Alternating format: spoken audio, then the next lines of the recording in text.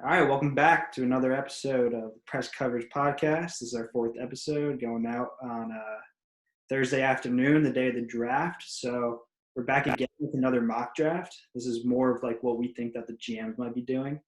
And but we're going to start off with some breaking news. Yesterday, Gronk got traded to the Tampa Bay Buccaneers to go play with his old friend Tom Brady.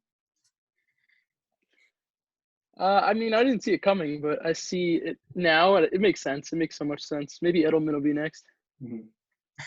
Yeah, we'll see what he actually has left at this point. Like his last year with the Patriots, he definitely looked like he slowed down a bit, but he showed up in the playoffs, made a few big catches, and maybe that's all they're asking him for, right? But now you've got Cameron Brate, you got OJ Howard. I'm assuming one of them's going to be the odd man out and get traded away. Yeah.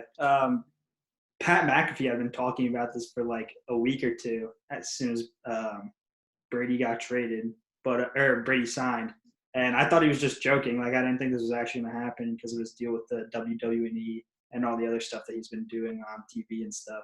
But it happened. And, yeah, like you said, I'm assuming OJ Howard's going to be the one out of there. He provides more trade value because he's younger. So hopefully he could find a good fit on a new team. Yeah, I like a Jets trade there. I think maybe we throw him a fifth-round pick and see how it goes. First of all, he's not going to go for a fifth. Second of all, we don't really need a tight end. Yeah, we So do. Our tight ends are buoy. Ryan Griffin filled in fine, and Chris Herndon missed every game last year. Yeah, but OJ Howard is a first-round talent, and he's good. He's just underutilized. Okay, it's just not a good move for us, dude. I'm kind of surprised he wasn't a part of the trade. Yeah, I thought maybe they would give Gronk and a pick for OJ. I felt like that would make sense for the Patriots. I honestly feel like the Patriots gave up too much, giving Gronk and a seventh for only a fourth. Yeah, but it's that going to play for nothing. Belichick. Yeah. All right. So we're going to get into our mock draft now. Let me just share my screen here and get into this. So welcome to our 20 NFL mock draft. We got Roger Goodell up there. We got the draft going on. Unfortunately, this is what it's going to look like on the TV because we're not going to be in Las Vegas. We're going to be. There's not going to be any boats sailing the players up to get drafted. There's no booing of the commissioner when every pick is announced. Yeah, so we'll do it right now. The saddest part. Boo. Now that we got that out of the way. Now that we got that out of the way, we can start on what the actual NFL draft is probably going to look like. So first up, I think Matt's going to be running it up. So here we go. Yeah, that's the pick everyone's been talking about. No surprises. We have Joe Burrow going to the Bengals first overall. It's like no pick's really guaranteed in the draft, but this one's guaranteed. It's just going to happen. Yeah, it's worth the pick, obviously. They're not making the wrong decision. But at the same time, it's like that, I don't know, we're locked in at this point. I think 2 is going to be pretty much locked into. I think it's a good pick. I don't think it's like this transcendent quarterback that's going to send them to a Super Bowl right away, but he has a lot of potential there. Mm-hmm. Yeah. We talked about him last episode. If I'm the Bengals GM, this is the closest thing to a no-brainer that there is, and you feel like you got your franchise guy. He's an Ohio kid, so it's a no-brainer. All right, next up, we got Michael with the Washington Redskins. I think this is also a no-brainer. Not as many people see it like I do, but he's the most talented player in the draft at a highly important position for the game. He's better than the Bosa brothers. I say that every time I think of it because it's the first thing that pops in my head. That's a crazy stat. He's going to eat right away, and the Redskins defense is going to be really formidable. The pick is Chase Young. I think I forgot to mention that. I mean, yeah, he's the best player in the draft. You can't go wrong taking him here. Yeah, Not much you have to say about it. The Bosa's called him the third Bosa brother, and that he might even be better than them. So, yeah, again, no-brainer if I'm the Redskins GM. Next up is the third pick. We got the Lions. Oh, wait a second. We got a trade. The Detroit Lions acquire the 2020 5th overall pick, the 2020 39th overall pick, and a 2021 second-round pick from the Miami Dolphins for the 2020 third overall pick. And this is what a lot of people have been talking about. The Dolphins trying to move up and potentially get that quarterback that they want. So, yeah, I think it's a good trade for the Finns here. And with I agree. I think the Finns trade is the right move, especially for the player they're about to take. I think it's absolutely worth it. Mhm. And with this third overall pick, the Miami Dolphins select Tua Tagovailoa, QB out of Alabama. Yeah, I mean, in today things have been changing a little bit. There's been some reports saying maybe they want Herbert, maybe they might trade up for an offensive lineman. But we're sticking here with them trading up for Tua. I mean, potentially with all the talk now that Herbert's getting some more steam, they might even be able to stay at 5. Maybe the Chargers might want to move up to get in front of the Dolphins and maybe try and get who they want. But I think the Dolphins are really okay with either QB here, so they might be able to stay at 5, honestly.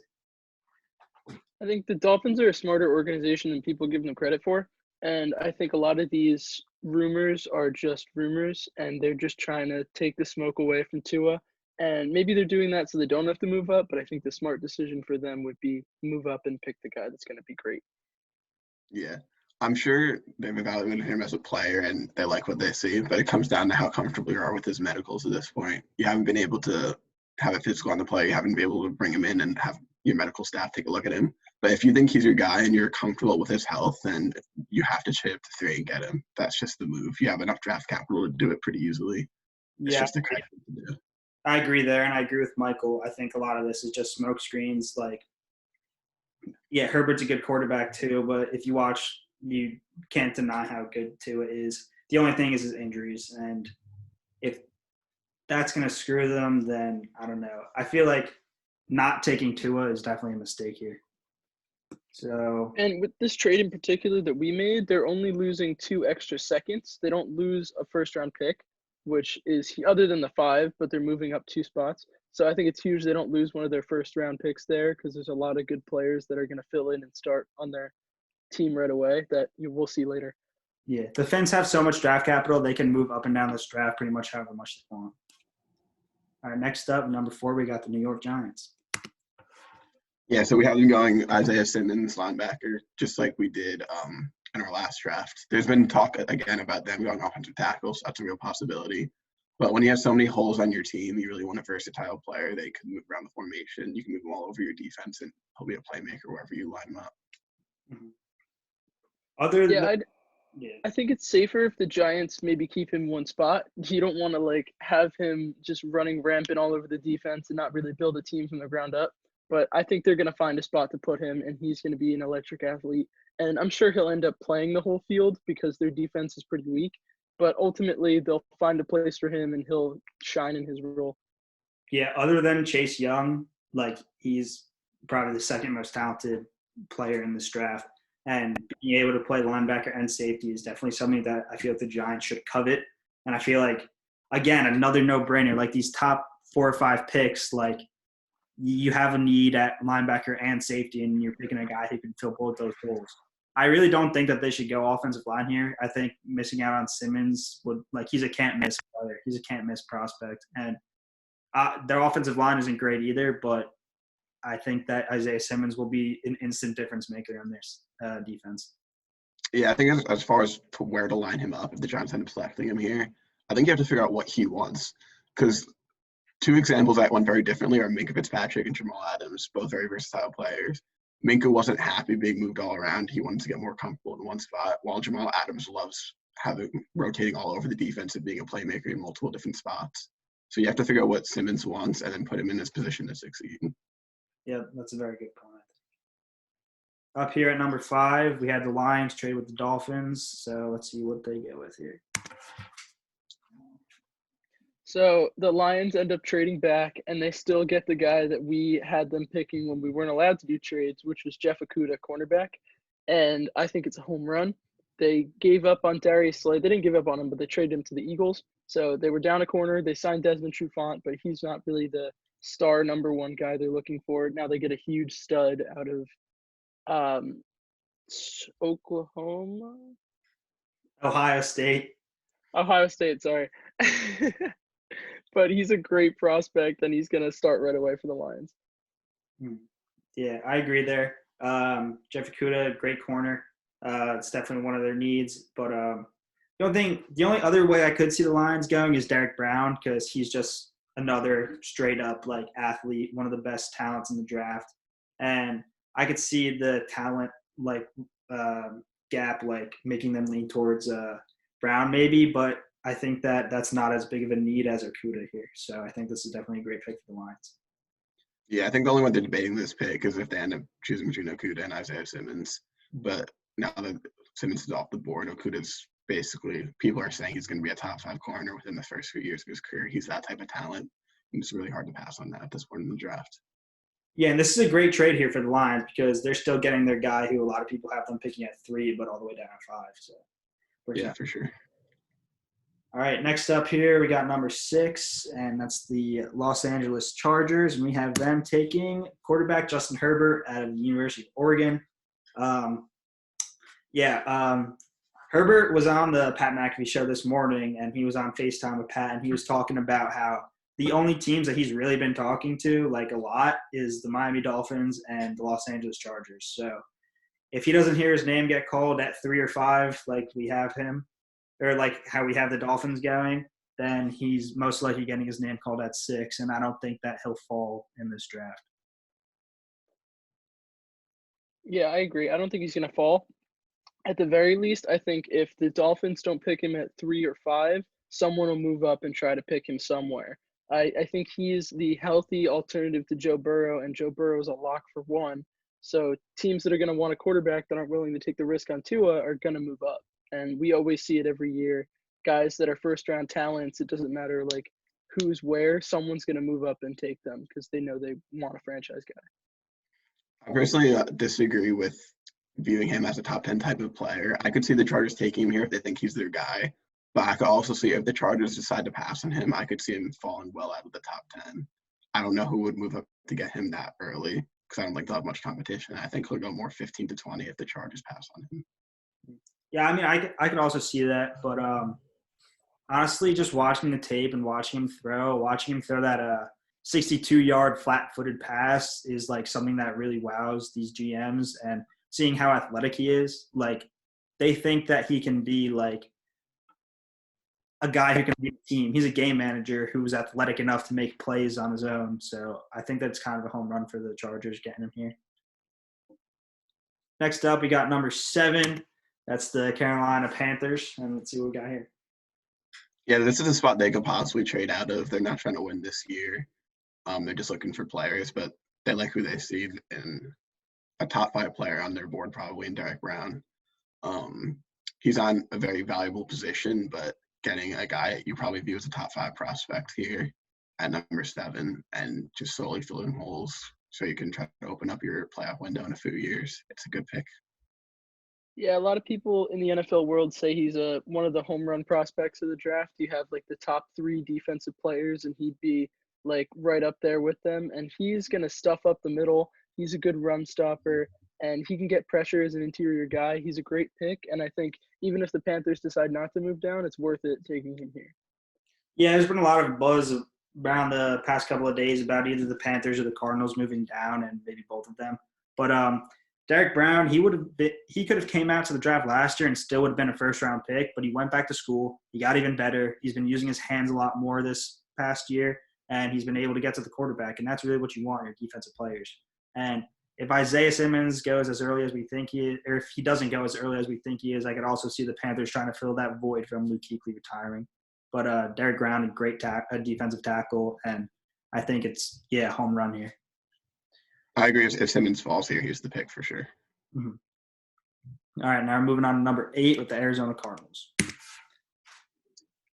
So for the Cardinals, they get their choice of the offensive lineman since we didn't have Miami or LA pick one, or the Giants. But they would go with Tristan Wirfs. I think we had the same thing at our mock when we were picking for our choices. He would fit their scheme really well. He's one of the top lineman guys, and the Cardinals desperately need O-line. So I think it's a home run here too. Mm-hmm. Yeah, I would say the Cardinals are a bit of an under-the-radar wild card team here. People are kind of locking them in at tackle, but no one knows for sure what they're going to do. In this situation, they got their pick of the litter at tackle, all 4 still on the board, but that's pretty unlikely to actually end up happening. And there have been talks about them even going CeeDee Lamb here, even after the DeAndre Hopkins trade. Kyler Murray has been campaigning for them to draft Lamb. We'll see how much his voice matters in their front office, but they can also trade out of this pick. So who knows for sure what they'll do here. But I like the pick. Yeah, I think Lamb would be interesting just to get that wide receiving core ready for when Larry Fitzgerald leaves, having Hopkins, Lamb, and Christian Kirk. But no, I think offensive tackle is definitely the move here if this is what we have left. You have to pick who you want. If Wirfs is their guy and he gets picked by the Giants or somebody earlier, somebody who trades up, then maybe we could see them going a different route. Yeah, they've been quiet. Like, the only thing that we've heard about them really is that they might want to trade back because they don't really know what they want. So it's honestly just a shot in the dark, but I could definitely see them going offensive line here with Wirfs. It's just I don't know who they would go for if they were to trade back, and I think this is a safe, smart pick for their organization. So maybe they're throwing up smoke screens about potentially wanting other things. Kyler Murray as a quarterback would definitely want a receiver, but I think this would be the smart pick for their organization. All right, we're moving on to number 9 here with the Jacksonville Jaguars. And oh my God, there's another trade. Here we go. The Jacksonville Jaguars acquire the 2020 16th overall pick, 2020 78th overall pick, which is a 3rd rounder, and the 2020 119th overall pick, which is a 4th rounder. And the Atlanta Falcons will acquire the 2029th overall pick. The Jaguars are a team who are going to be very active in this draft, I believe. And we have this trade laid out for you here, but I can also see them getting either Unique Ngakoue or Leonard Fournette involved in some trades. It'll help them move around the draft. I can definitely see them moving back a lot, maybe moving up. But this for the Falcons, this is a home run, I think, moving up to get a guy who you think wouldn't be there at 16. So I think it's definitely a good trade for them.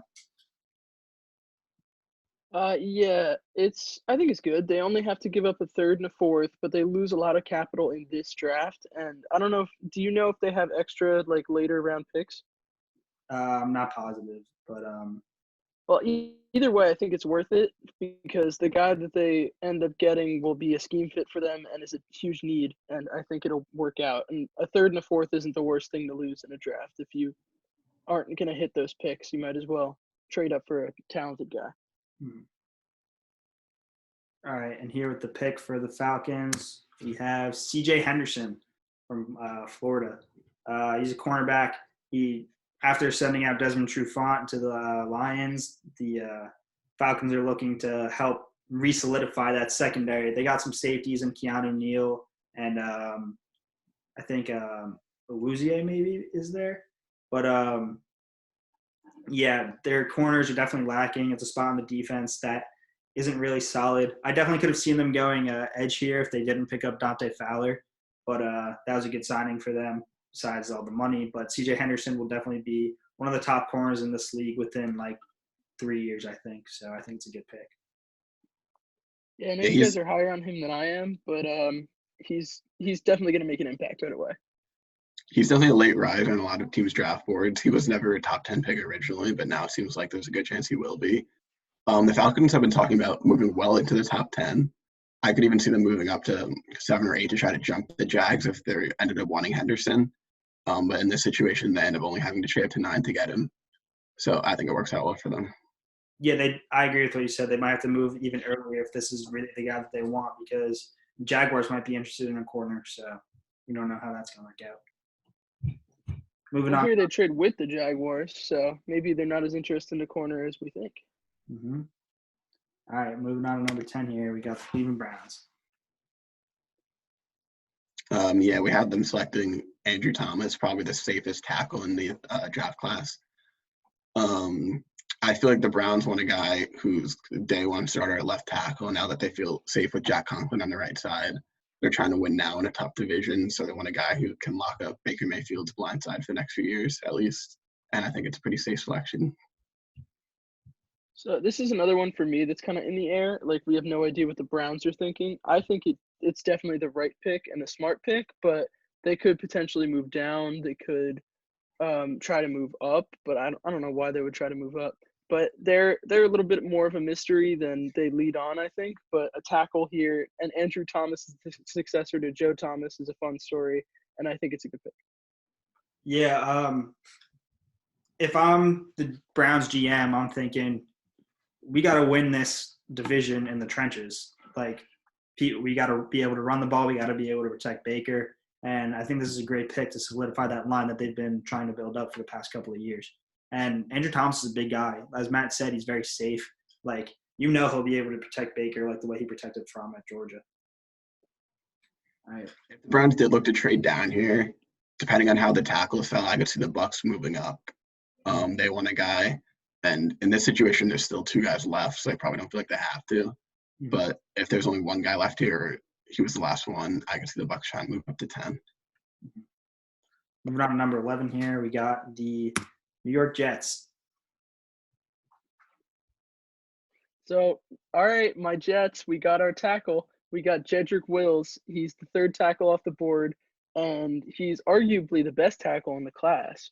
And I'm very happy with Jedrick Wills coming to the Jets. I think the Jets definitely, as long as one of those 4 tackles are on the board, are going to pick one. And unless that doesn't happen, maybe we go CeeDee Lamb or Jerry Jeudy at wide receiver, potentially. But I think this is the right pick. Any 4 of them, I don't care as a Jets fan. I just really hope we get to solidify our line finally. Yeah, Jedrick Wills is my favorite tackle in this class, so I'm very happy for my Jets here as well. But recently, I've been very nervous that all 4 are going to be gone before we even get to pick at 11. But in this situation, I'm happy how the draft fell to us. Mm-hmm. Yeah, if I'm a Jets fan, I'm happy with getting Jedrick Wills. He's number 1 on my board. Being able to protect Tua, he only let up 1 sack in his entire career at Alabama. And the only thing is, if I see that the Bucs are trading up, or if the Dolphins are trying to trade up to get a tackle, then I'm a little nervous if I'm a Jets fan. And then you got to be very okay with picking a wide receiver, because that's probably what's going to be left there. All right, move down to number 12 with the Las Vegas Raiders. And here's one of those wide receivers, Jerry Jeudy, going to the Raiders. He's not really a flashy guy, but he's a great route runner, and I think that he'll fit really well with the Raiders, with either Derek Carr or Marcus Mariota throwing him the ball. The Raiders are starting to build up that wide receiving core, signing Aguilar this offseason, who knows really if he's going to play that much, but Hunter Renfrow at the end of the year had a very good year, and I think that pairing up Renfrow, Jeudy, and Tyrell Williams will be very good for Carr or Mariota.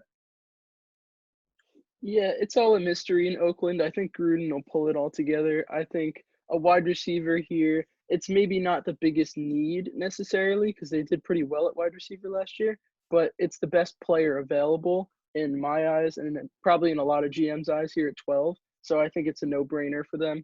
They get a really talented route runner who's going to make a huge impact as soon as he gets on the field. He'll step in and be the number 1 guy there. So it's going to work out, and I think that's a great pick.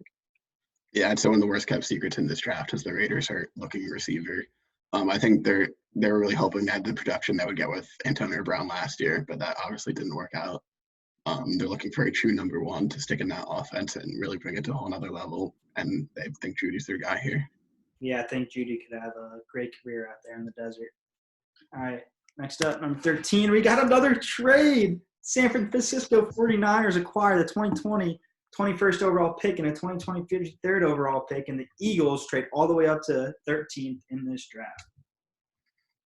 So this is the one point of contention I had mainly throughout our entire draft. I said if CeeDee Lamb is there at 13, the Niners will not move this pick, but I got overruled. I think it's not the worst decision. If the Niners see Jerry Jeudy as way better than CeeDee Lamb, then I can see this trade happening. It makes perfect sense for the Eagles. They need a wide receiver. They're going to pick a wide receiver. We'll see in a second. But this is the first one that I don't necessarily agree with. Yeah, to me, the Niners have kind of just been trading away their draft picks without getting very much return recently. They traded their 3rd and 4th this year to get Emmanuel Sanders for a year. They didn't end up resigning him. They traded their 2nd to get Dee Ford, who's been okay, but they were hoping they had higher expectations for him. And now here they are left in the draft with no 2nd and 4th rounders. So in my opinion, they traded away DeForest Buckner to get this pick for the sake of trading it back and adding draft capital. And I think that's what they're going to do. Unless there's a guy they really want here. Like maybe if CeeDee Lamb is their guy, then they're going to stay here and take him. But to me, I think they're probably going to move this pick back if they get a decent offer. Yeah, I agree with you there, Matt. I think that the 49ers in this draft are, since they just came off a Super Bowl appearance, they're definitely, I think they're more focused on adding depth than to adding like breakout stars. So moving back to 21 isn't really that big of a deal for them when they already have such a skilled team and they're getting more depth for a draft. So let's see who they pick. Yeah, so we have the Eagles trading up to get CeeDee Lamb here. All the talk out of Philadelphia is they want a receiver. Their whole receiving core was injured last year and clearly was holding Carson Wentz back in the offense. So they could stay put and get a receiver, or if they think CeeDee Lamb's a generational type of talent, all-pro type of guy, then trade up what you need to and go get him here. Yeah, I think this is the best move the Eagles can make in this draft, unless they would somehow be able to move up to get Judy, because I think Judy's the number one guy. But he's right there with him, CeeDee Lamb. And CeeDee Lamb is amazing after the catch, and he's one of those can't miss prospects, just like Judy. And I think you can't miss, obviously, with this. And I think it'd be huge if the Eagles could make this happen. Yeah.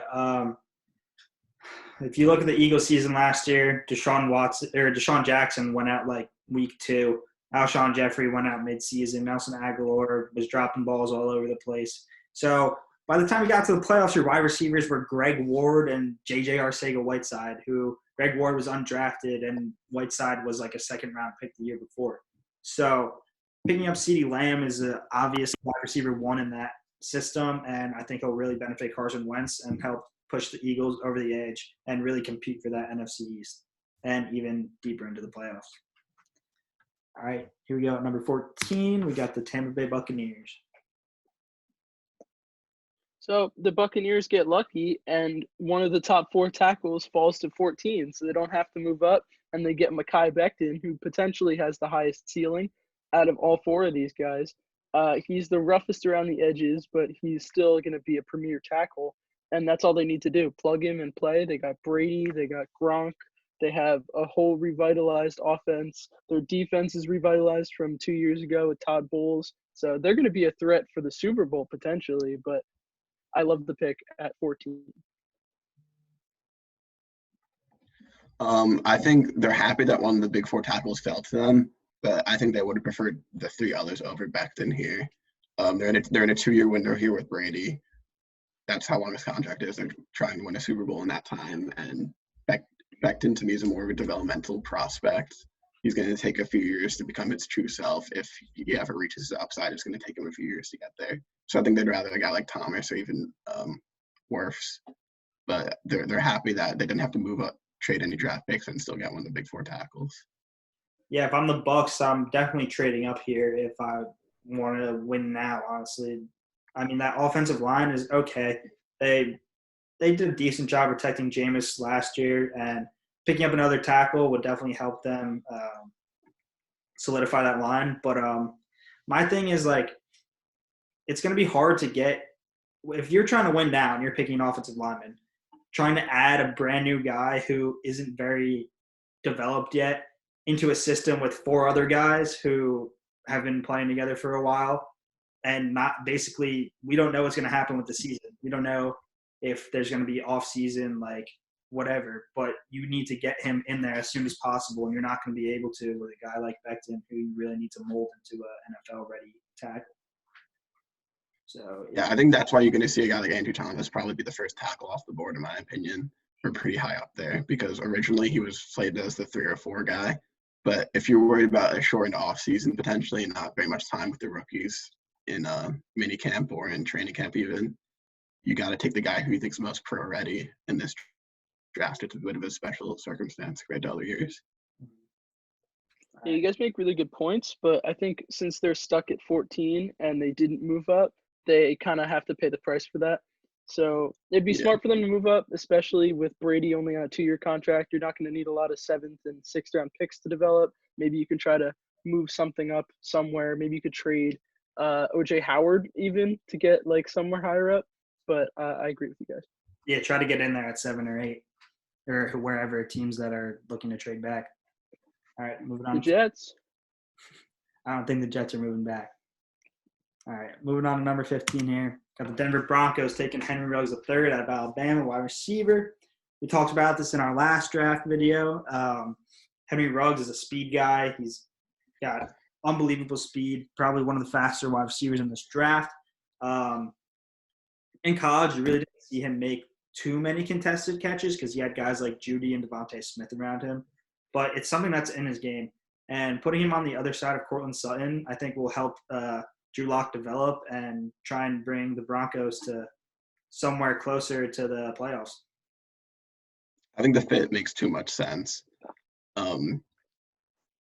Look, having a speed guy across from Cortland Sutton, I think the Broncos are thrilled to have him fall here. The Broncos have been considering moving up. I don't know if they prefer a Jerry Jeudy to him, but to me, if I'm the Broncos, Henry Ruggs is probably the number one receiver I would even want, and to have him fall to 15 here is great. I don't know if I'd have Henry Ruggs as my receiver 1, even if I'm Denver, but I do love the combo of Sutton as a big physical guy and Ruggs as the speed demon running up the defense, like pushing it deeper. So I think it's great for the Broncos that they get 15, they get a receiver their need, and they get one of the best ones in this class. I don't know if I'd have him be my favorite off the board.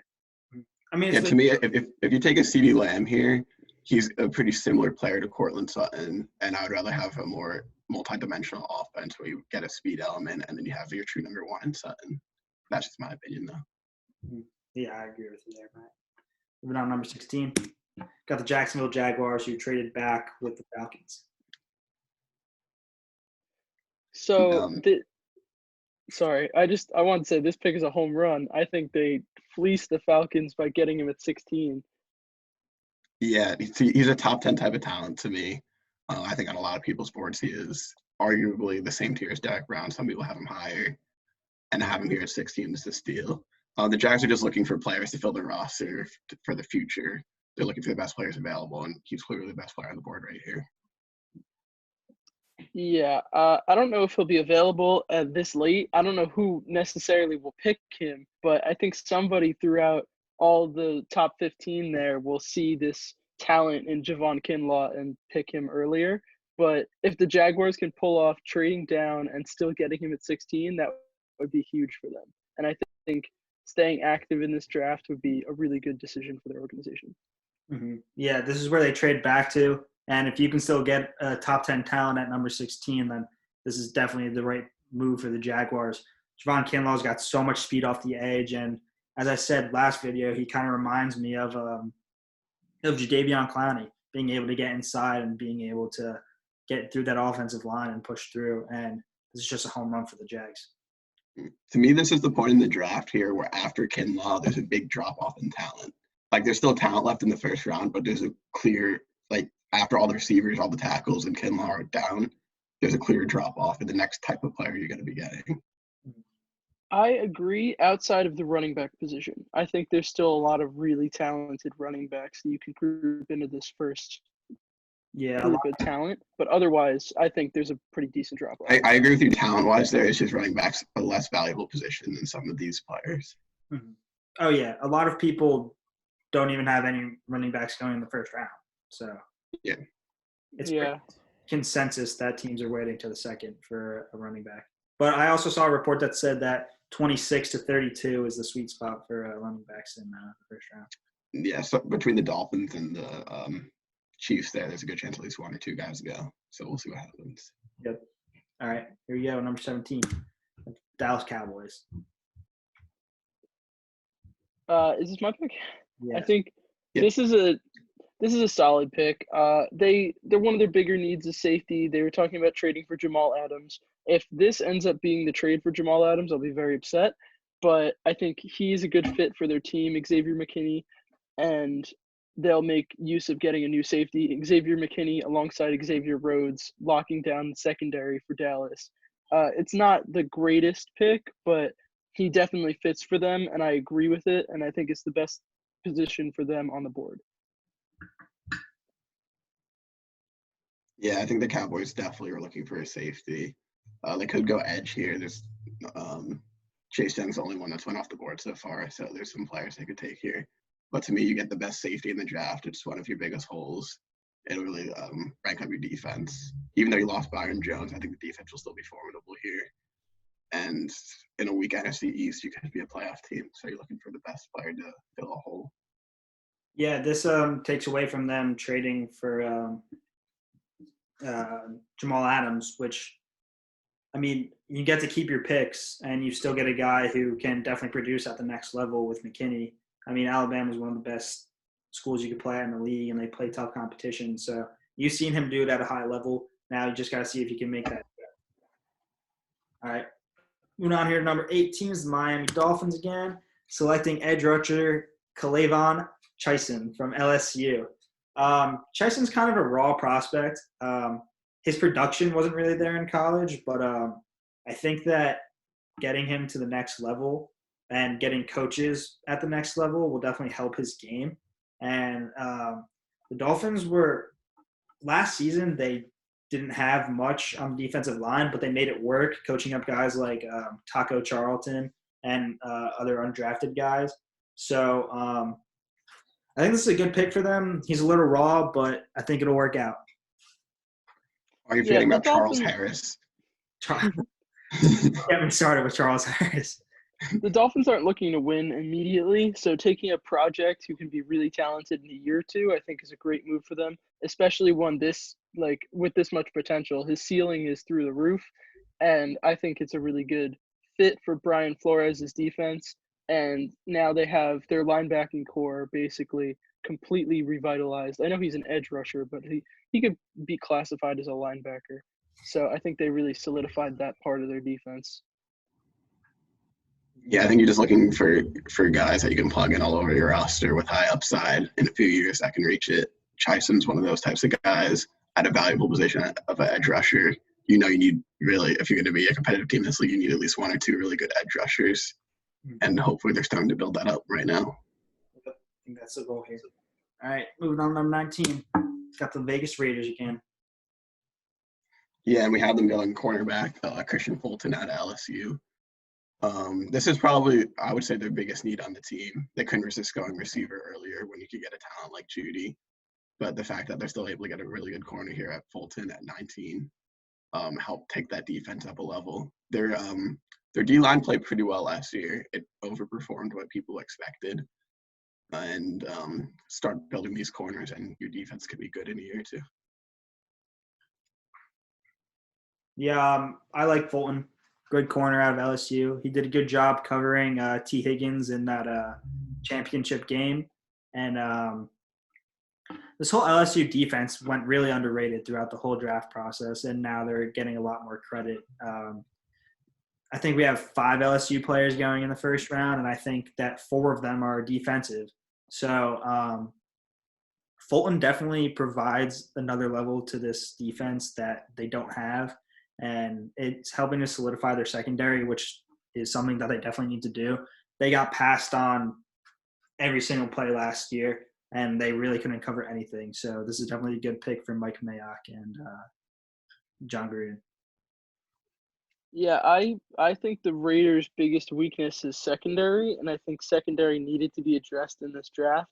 And you wish you would be able to get one of the top-tier guys, but Christian Fulton's going to be great for the Raiders. I don't think he's a CJ or he's a Jeff Okudah, but he'll be good. He'll be like a solid starter going forward for them, and that's really what they need here with this pick. All right, moving on to number 20.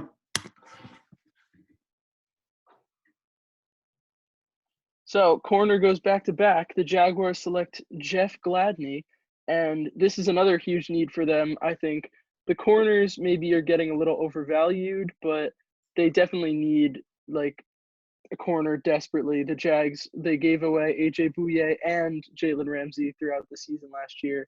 So they're going to restart the defense, and this is the first place to do it. Yeah, we had the Jaguars trading back from 9, where they're projected to take a corner in C.J. Henderson, but they still got to pick a corner here at number 20. Gladney doesn't provide as much upside as C.J. Henderson, but he's able to cover. He's a good corner, and, yeah, it fills a need for them. So I think it's a great pick, and it's nice that they got to move back. Yeah, so you trade Jalen Ramsey to acquire this pick and another one. You need to pick a corner at some point. If Gladney's your guy, you take him here. You're also just looking for the best player on the board. So if you prefer a different player, you go there. But I think Gladney's is a pretty good pick here. Yep. Okay.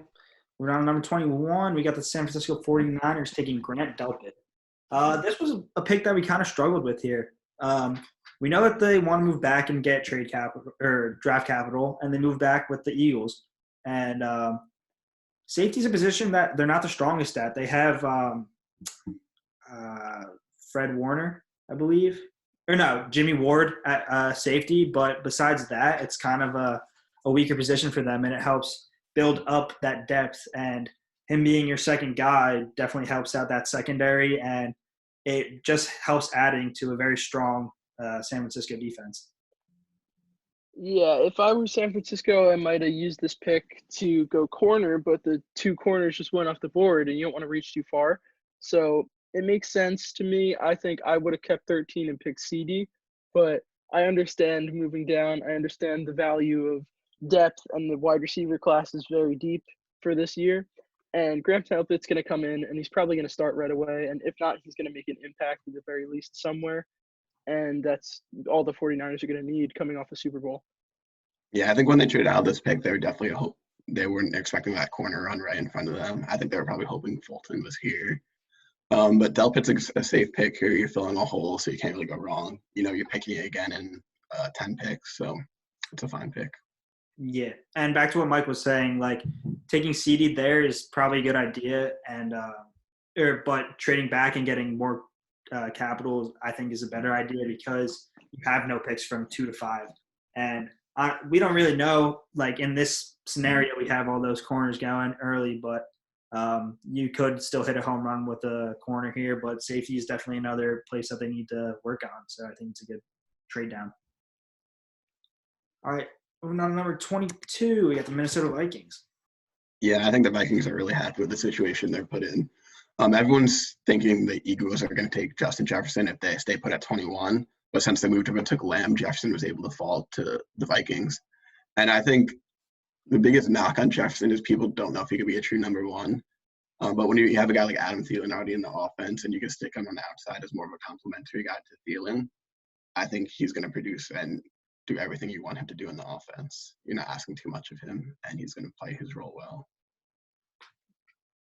Yeah, I like any sort of situation where the Vikings get a wide receiver. That wide receiver is immediately like not given the stress of performing right away.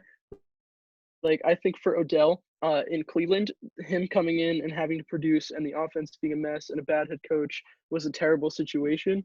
But for the Vikings, they have a good coach, a great roster, a good quarterback who's nice and accurate. He's not special, but he's good.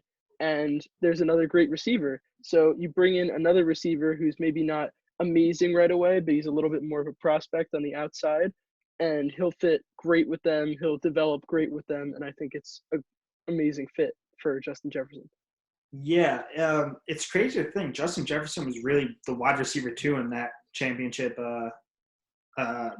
team last year to Jamar Chase, and throwing him in with the Vikings here is a great move for him as a player because he's going to be the number 2 again. He's going to be able to use his speed to get open, and this guy's special once he gets the ball in his hands. He can make people miss all over the field, and obviously it's those 3 receivers, and then it's a little bit of a drop-off, but I feel like Justin Jefferson has the upside that some of these receivers have going for him too.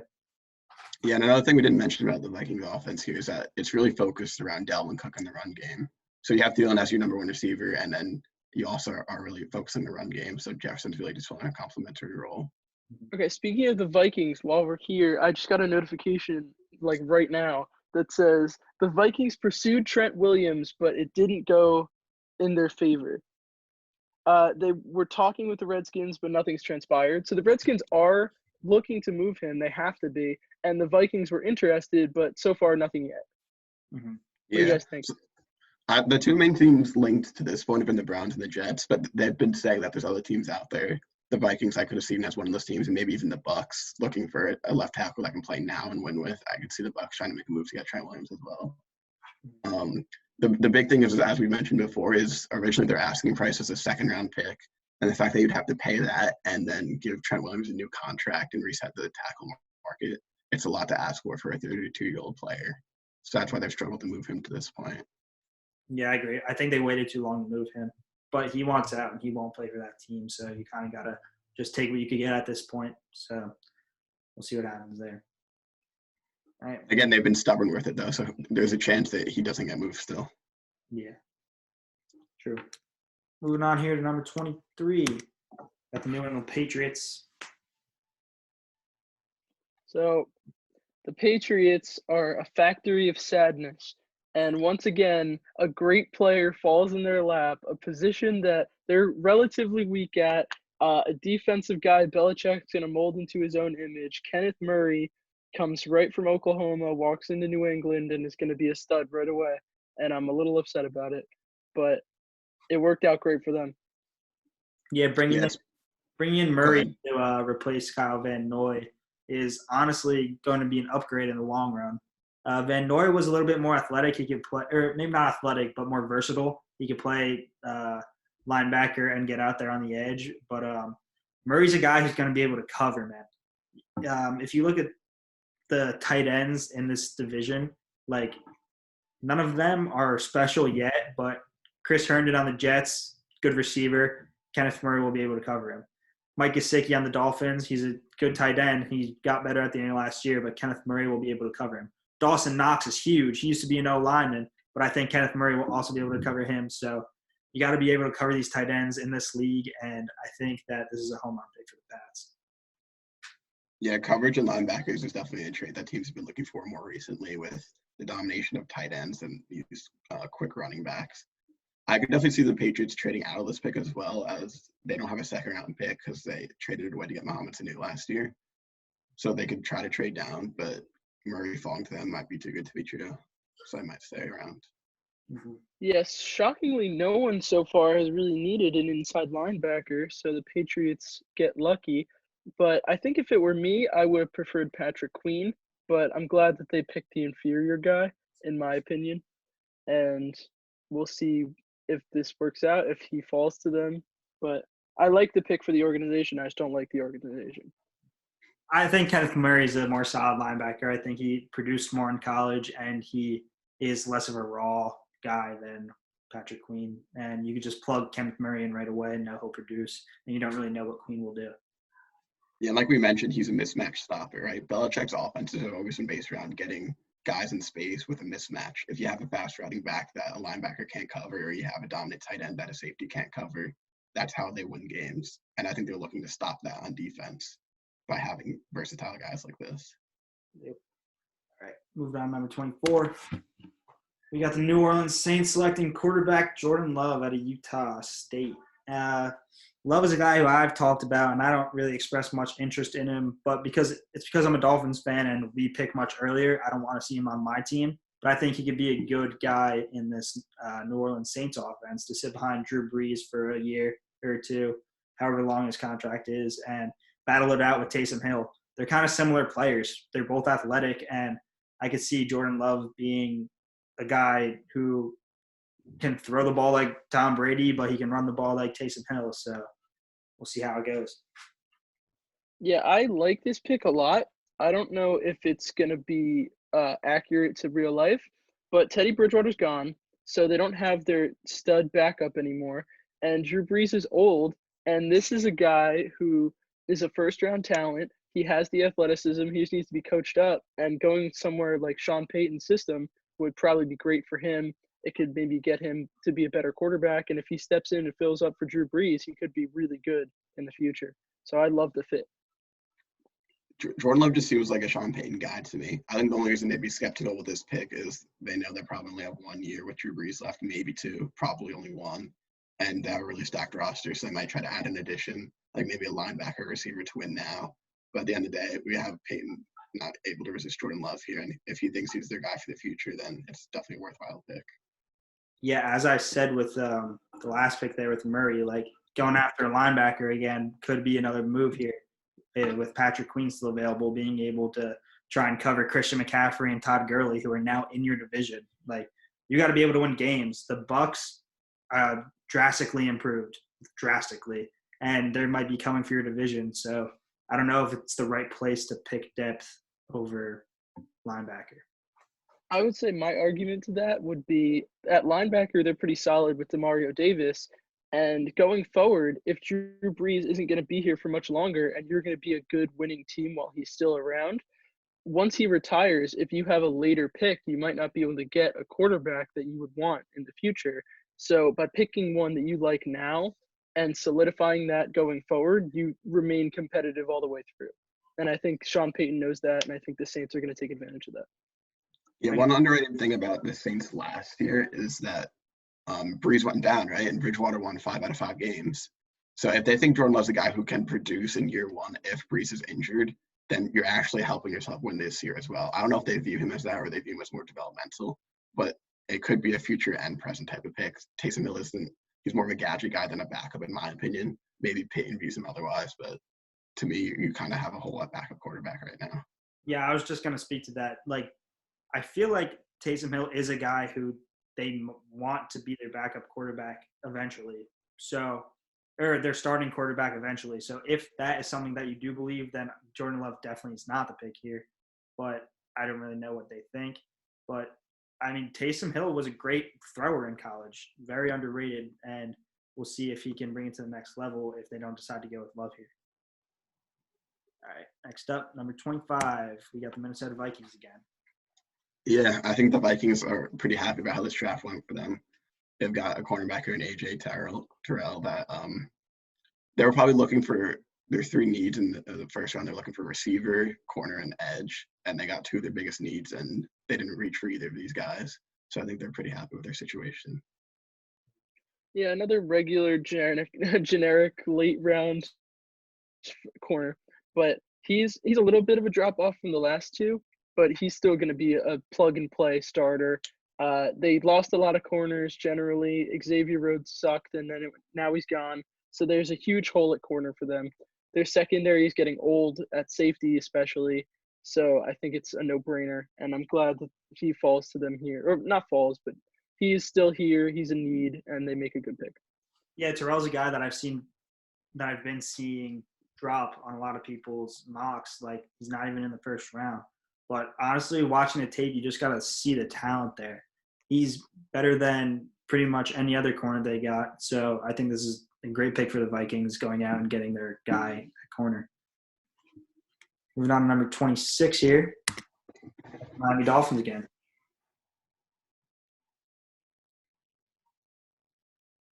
So is it me?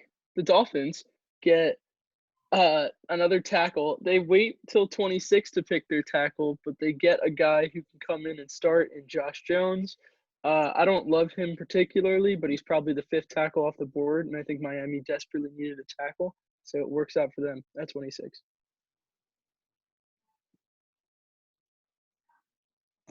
So Josh Jones is a guy that teams view him very differently, right? Some will see him as a guy worthy of going in the top 15 picks of the draft, and some don't see him as a first rounder. So if the Dolphins are a team that views him as a number 5 tackle, then he's worthy of the pick here, and they have a need a tackle. So it's a good pick. Yeah, I saw he had, according to PFF, which I don't really believe in looking at, but PFF rated him like round-wise. His gap is between 1 and 4. That's a huge gap. Like, there's so many players who could go before him, after him. So if you're the Dolphins and you want to take him as your tackle here, you better have done your research on him and know what you're going to get out of him, because if not, you might as well trade up from 18, because that's something – I mean, I could definitely see the Dolphins trading up from 18 and then just not even worrying about offensive tackle here. But I feel like taking Jones here might just be to fill a need, but you don't know if he's going to be this top guy who you might want him to be. So, yeah. He has the athleticism to be that guy, but he needs to be coached up, and we'll see what the Dolphins could do with him in this situation. All right. Moving on to 27 here. We got the Seattle Seahawks selecting Austin Jackson, another tackle here. Jackson is a guy who he missed some of last season because he was donating bone marrow to his sister, I believe. He got surgery for that, and he's a good tackle. He was probably ranked higher than Josh Jones before coming into this draft, like recently. But people have had issues with his health and his ability to protect the quarterback. So I think it's a good pick for the Seahawks here, building up their offensive line and protecting Russell Wilson. Yeah, for me, I think this is the sixth tackle off the board. I think they're starting to reach a little bit on players, and they're not really picking for talent. This is another one that maybe I would disagree with. I think if I were them, I would pick Yetur Gross-Matos, but they might re-sign Jadeveon Clowney. So if that's the case, then it's not worth picking an edge guy. And tackle's a huge need. Russell Wilson somehow is able to circumvent it every year, but eventually he's going to get too old to be evading these guys all the time. You got to protect him. So it's a move that makes sense for me, but I don't necessarily think it's the best decision for the Seahawks. Yeah, so historically the Seahawks often trade out of their late first round picks. I could see them doing that again here and possibly taking Austin Jackson in the second, even if he falls to them. You've got that Pete Carroll USC connection. He probably has a weakness for those guys. They need a tackle, so it makes sense. But I could see them trading down and making the same selection. As far as edge goes, I do believe they're going to be the team that ends up with Clowney, probably on a one-year deal, just because no one seems willing to pay him right now. So edge is less of a need in my opinion, but they could go edge as well. Yeah, I agree with you there. Yeah, we could definitely see the Seahawks trade out of this and still get Jackson in the second. So here we go. Moving on, number 28. And we got the Ravens are pretty happy. Linebacker's the biggest need. They end up with Patrick Queen. In Love's opinion, the best linebacker in the draft. I would say probably the second best, but still a very good pick here. The Ravens roster is stacked, but they have a pretty big hole at linebacker ever since they lost C.J. Mosley to the Jets. And I think there's a risk that they either have to trade up a few picks to get this guy, or if they end up missing out on him, there's a good chance they trade down because they don't have much of another need in the first round. Yeah, at 28, I don't think this is very likely. I think Patrick Queen is too electric of a talent to fall this far. Someone somewhere will pick him, or maybe the Ravens will move up. But in our mock draft, he does fall. A lot of scheme fits, and like people don't really need inside linebackers as much towards the beginning of the draft. So the Ravens get super lucky. I think it's a home run. And I really hope this ends up happening, however it has to happen. But I would love to see Patrick Queen in purple. Yeah, I love the pick. Patrick Queen's a guy that a lot of people have going a lot earlier. So the Ravens being able to get in here, just building up that defense and being able to compete again. They didn't get there last year because they couldn't cover Derrick Henry. So hopefully this guy can be a good run stopper and be able to take this team to the next level. All right, moving on, number 29. All right, at 29, the Titans select Yetur Gross-Matos, who is definitely a late round first pick. He's an edge guy. I like him a lot. He has a tough backstory. His brother and his dad both died when he was young, but he is a really good player. He's going to come off the edge hard for Tennessee. They lost Jarrell Casey to the Broncos, so he's going to fill in on that defensive line, and I think it's a good pick. And I would have taken him sooner if I were the Seahawks. Yeah, I got a couple buddies who go to Penn State and went to every home game and saw this guy out there every week. He puts on a show every week. He gets after the quarterback, just what you want, and he's just electric. He was the best player on that defense last year, and I think that he could be one of the better players on the defense for the Titans. I believe they lost Kevin Wake as well as Jarrell Casey on their D-line, so I think that's definitely a position they're going to be looking to improve. It's traditionally been a strength of theirs, so they don't want to lose that. I can see them definitely going edge. Maybe they go for AJ Epinesa as well here, depending on who they like better, but I think this is definitely the position they take. Mm-hmm. Yeah, I think that's a solid move here. And then up next, we're going to have the Packers selecting. Yep. Here at number 30, we got the Packers going wide receiver, taking Denzel Mims out of Baylor. He's another raw guy. He doesn't have the same skill sets as Justin Jefferson or the top three, But I could see him going in the late first, maybe even going with Jalen Rager. But I think wide receiver is definitely where the Packers need to go. Yeah, the Packers desperately need a wide receiver. Outside of Devontae Adams, no one was catching passes. It was a mess. They even gave away Geronimo Allison. It's obvious that this is their number one need by far. And I don't necessarily love Mims in the first round, but there's not a lot of guys that you would really take. All of these guys going forward are good. Mims will be good, I'm sure, especially getting passes from Aaron Rodgers, but maybe not the guy I would have picked, but he's definitely a need here for them. See, I'm on the opposite end of the spectrum here. Mims is actually my number 4 receiver in the whole draft class. I think he has the upside to be a dominant player in this league. He could even be a number 1, even though he wouldn't have to be in this situation because he'll be lining up opposite Devontae Adams, above Aaron Rodgers throwing him the ball, and I think he'll be set up in a pretty good position to succeed. Yeah, I was watching tape on him, and he's a pretty similar wide receiver to Devontae Adams. He's a little slower, but a little bigger, and can catch some of those high point passes that Devontae can't get all the time. So it's a solid. He reminds me of Hopkins a little bit. I know that's a big comparison to make, but the way he separates physically more than just with speed, that could end up being a problem going into the league. He might get flagged a little more, but if he ends up making a clean adjustment enough, I think he's going to be pretty dominant. Yeah, I agree. All right, moving on to number 31 in the later half of this draft. We got another trade. The San Francisco 49ers acquire the 2020 42nd overall pick, 2020 116th overall pick in the 4th, and 2020 137th overall pick in the 4th. It's for the Jacksonville Jaguars, who acquire the 2020 31st overall pick. Jaguars are traded out of the 2nd round, getting their 3rd pick of the 1st round here. And I think it's a good pick for the Niners, who are, again, going to be able to build up that capital later in the draft. So for us here, the Niners need a wide receiver and a corner because all they have right now is Grant Delpit off the board.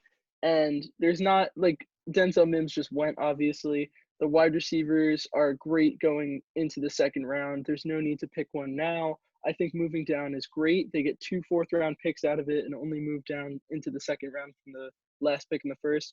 It doesn't hurt them too much, and it works out well for them. And Jacksonville, we'll see in a second with their pick, is making a smart move too. Yeah, so now all of a sudden they went from having no picks in the 2nd to 2 picks, and they have 2 4th as well, which I could see them probably packaging those picks, maybe move into the 3rd even. And then all of a sudden they have the depth they needed in this draft, which I think is what they've been going for. That's the theme we've had for them in this mock, and I think they're looking for that overall depth. So if this is the situation that ends up happening, they've succeeded in that. So, yeah, let's see who the Jaguars wind up selecting here. So they end up taking a receiver with T. Higgins. It's arguable that some would say it's a reach, some would say it's a drop. It depends how you view this player. Receiver isn't the biggest need for the Jaguars, but they could definitely use an upgrade. They're just looking for best available. So if they see Higgins as this type of guy, then it's a good pick here. Yeah, they snag him before the Colts have a chance in the 2nd round. They snag him up before the 2nd round even starts, so that no one really has the chance to get him later on. I think he's a good talent. I think the Jaguars will see him as that. He'll fit in the system pretty well in Jacksonville. They're not really going to win right away, so he might not emerge immediately at that receiving core. He might be like DJ Chark, where in year 2 he really picked up. But I think this could be a really good move. Yeah, a lot of people have him going to the Colts early in the 2nd, so Jags get up there and get at him. And the Jags have a lot of draft capital, so they're capable of moving up here again. So I think it's a good pick for them. And maybe he and Trevor Lawrence will team up on the Jags next year. That's a possibility. We'll see what happens there. That'd be nice. All right, we're going on to our 32nd and final pick with the Kansas City Chiefs. And with the final pick in the 1st round, the Kansas City Chiefs will pick a running back, DeAndre Swift. I think he's one of the early 1st round talented kind of guys. Like if it were based solely on talent, he could be a top 10, maybe top 15 pick. But need is very important, and running backs are like there's a lot of great ones everywhere. You can find good running backs like anywhere on depth charts. You can find 3 on one team sometimes. But for the Chiefs, they have Damian Williams, who is a great playoff performer, but in the regular season has been kind of a letdown. And DeAndre Swift is electric in the pass game. He's a great runner. He'll come into the Chiefs and make a huge impact right away. And there's not a lot of guys left here at 32 that you can say are going to come in and make a huge impact right away. So I think it's a great pick for them, and I think it's the right decision. Yeah, as far as running back trends, I feel like Saquon Barkley might be one of the last running backs to go. It's like a top 5 type of pick because he was just that type of talent. But there's just too many talented running backs in this league, like you said, that this is going to be the trend where you're going to get an elite type of running back late in the first round, early in the second round, and that's what the Chiefs did here. I think they're a little disappointed that they didn't get a corner they wanted to fall to them, but they're happy. The Chiefs have always been about offense. If they can upgrade any position there, they're going to be happy. So. Yeah, I 100% agree with what you said there. If DeAndre Swift and Jonathan Taylor aren't going that high, then I don't really see any other running backs going that high. DeAndre Swift, great passer, and he's got breakaway speed, and he will snatch some ankles. I've done a lot of research on these running backs, and DeAndre's special, man. Coming out of Georgia, he's one of the most accomplished running backs coming out of Georgia. Along the names like Nick Chubb, Sony Michel, Todd Gurley, Herschel Walker. He's up there with all of them statistic-wise, and I think this is a great upgrade for the Chiefs because Damian Williams, in the playoffs he plays great. There's no denying that, but during the season he just kind of disappears. He's not really involved in the passing or rushing game, and he will get injured. So DeAndre is a great pick here. I could also see the Chiefs going offensive line here, maybe Urza Cleveland, but I think running back is something that they need to improve on. So I think that's a good pick. I could also see Cesar Ruiz. They have a pretty weak interior line, but I think the bigger, more explosive play is DeAndre Swift, and I think it would make the ex-Super Bowl champions even more explosive going into next year if they were to do something like this. So I think running back's the move. Yeah, it is a little surprising that Ruiz falls out of the first rounds here. I think there's a good chance he ends up going with one of the last few picks of this round, but in this situation, it's Swift. So, yeah, that pretty much wraps it up for our mock draft here. And this is our final mock draft before the actual draft. And this will be posted the day of the draft. Any other trades you guys see happening that we didn't have in our mock? I would say some player trades are where we didn't really mention it. We know it's going to happen, basically. There's a very good chance Unique Ngakoue gets traded. There's a good chance Trent Williams gets traded, even Leonard Fournette. We don't know exactly what's going to happen with them, but that's going to definitely shake up the draft. I could see the Chargers potentially trading a corner to move up to 3 with the Lions, which could be an interesting, completely shaking up the entire draft. A dark horse prediction I might have had was if people are afraid of Tua's medical history, maybe he slides in the draft and someone moves up, maybe like the Colts, and takes him. But no one's for sure on anything. I really like Tua. I think he deserves to be the 3rd overall pick in this draft by at least the Dolphins, maybe the Chargers, could be anybody. But you never know when it comes to draft day. A team that I could see trading up is the Dolphins from 18. They want to move up and get one of those top tackles to protect their quarterback that they're most likely going to pick 3rd or 5th overall, wherever they decide they might trade to. So I can see the Dolphins being very active. We had the Jaguars being very active and the 49ers. But, Colts is another team I can see trading back into the 1st. If they really like Jordan Love potentially, then they can get out there and get their quarterback in the future. So, yeah. Yeah, so as a Fins guy, what do you want to happen here? What are you looking for with the Fins, Pete? So what I'm looking for here is I really want to stay at 5 because with all this buzz going around, it sounds like the Dolphins are really okay with either quarterback. And if 2 is your top guy, a lot of people are scared of his medical history, so he might drop you at 5. If Herbert's your top guy, some people don't see as much talent in him as you might, so he might drop to 5. So the second quarterback probably won't even go till 5 unless somebody jumps up ahead of you. But if you're comfortable with both of them, then you might as well just stay where you are. Then with 18, what I want to do is move up to maybe that 7 or 8 where those teams are considering trading out of. So then you can go get your top tackle. There's 4 tackles in this draft that are pretty much elite. So I think it's definitely a good idea to get out of 18 and move up. Then with 26, you stay there and you don't really attack the edge. You attack running back because now you're just building that offense. You want your offense of the future. So I think you don't wait to get that running back. But if you do decide to stay at 18 and pick a tackle there, then maybe you go towards the edge or maybe safety later on. So Yeah, the Dolphins are a very versatile team here. They have a pick on what feels like each layer of this draft, like the early first round at 5, then at 18 they have a mid first round pick, and then at 26 they have like a late first round pick. So, and they have so many needs that they can pick anything anywhere with anybody, and I love that for the Dolphins.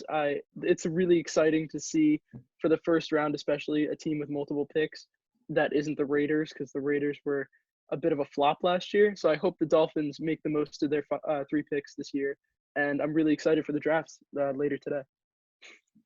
Pete, are you not concerned about? So let's say they end up going.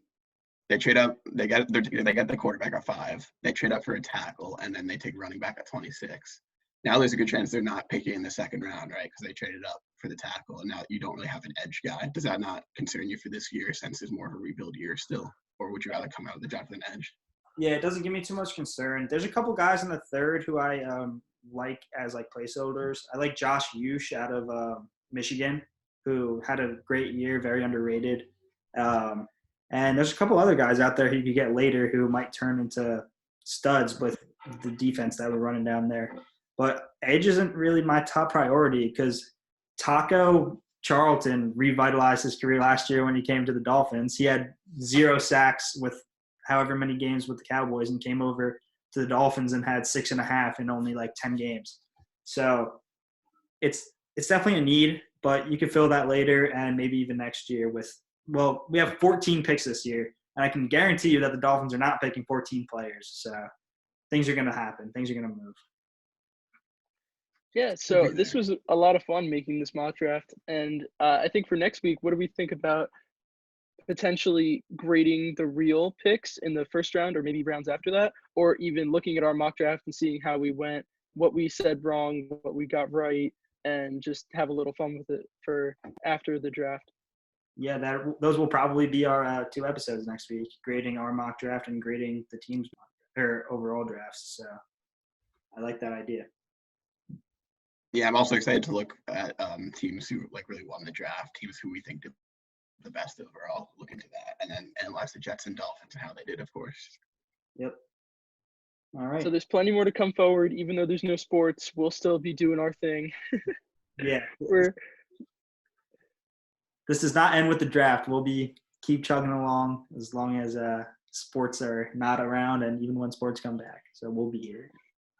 It'll be fun, yeah.